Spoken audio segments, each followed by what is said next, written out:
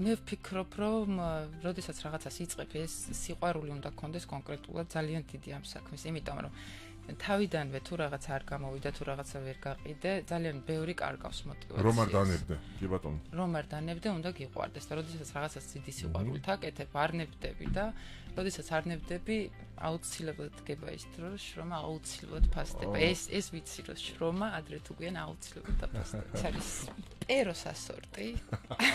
ასე დავარქვი. პეროს ასორტი კარგი. ცოტა ხუმრობა ნარევი, რომელიც უკვე იწვევს რაღაც ემოციას. ხო და როდესაც საჩუქარს ვჩუქნით, პირველ რიგში გვინდა რომ ეს ემოცია. რამდენი ცალი 4 თუ არ ვწდები, ხო? 4 ცალი. ინი, მონახი კარგად გვანახეთ შეიძლება. აჰა.